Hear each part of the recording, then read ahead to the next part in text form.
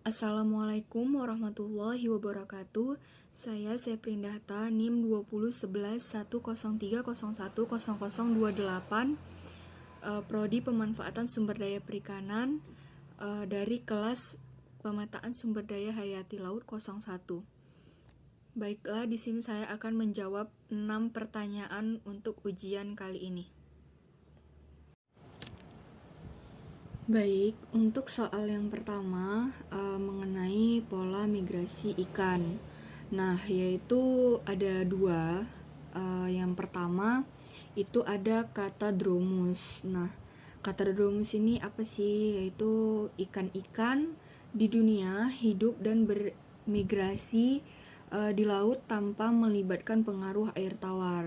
Nah, beberapa jenis ikan seperti ikan herring, ikan kod, terus ada tuna putih, dan tuna merah.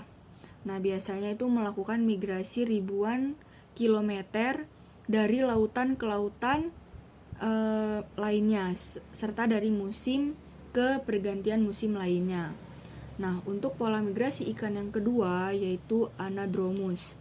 Nah, Anadromous ini pola migrasi ini merupakan yang dimana ikan ditetaskan di perairan air tawar, kemudian hidup di lautan, dan bermigrasi ke perairan tawar untuk peneluran, yang dimana ikan-ikan tersebut harus bertahan dengan pergantian kadar garam yang drastis dari kondisi lingkungan berkadar garam tinggi atau laut ke daerah yang berkadar garam rendah atau sungai. Nah, contohnya seperti apa? Contohnya itu seperti ikan salmon, kemudian juga belut.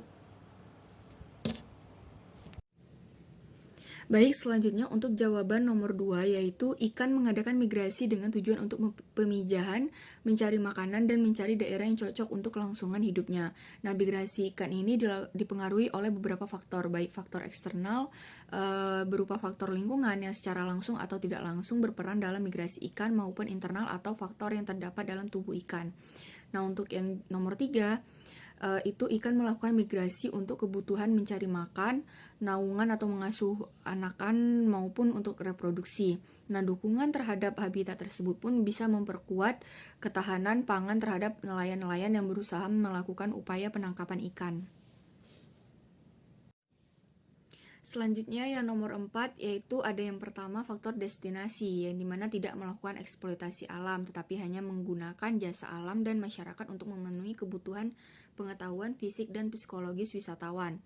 Yang kedua ada market. Nah, konsep product driven meskipun market dipertimbangkan maupun macam sifat, perilaku, objek, dan daya tarik wisata, wisata alam, dan budaya diusahakan untuk kelestarian dan keberadaannya. Nah, selanjutnya soal nomor 5 yaitu digunakan parameter kesesuaian untuk menentukan apakah suatu kawasan tersebut layak atau tidak untuk dijadikan kawasan wisata.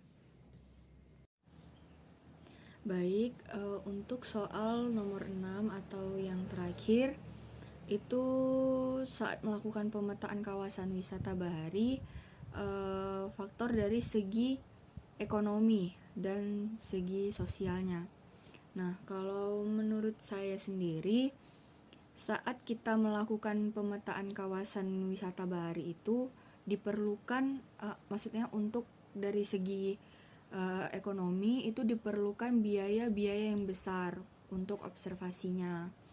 Dan juga untuk dari segi sosial itu diperlukan juga data-data hasil wawancara dengan penduduk setempat. Nah, tentu saja hal ini itu tidak semudah yang dibayangkan. Menurut saya itu kesulitan dari segi terutama dari segi ekonomi dan segi sosialnya.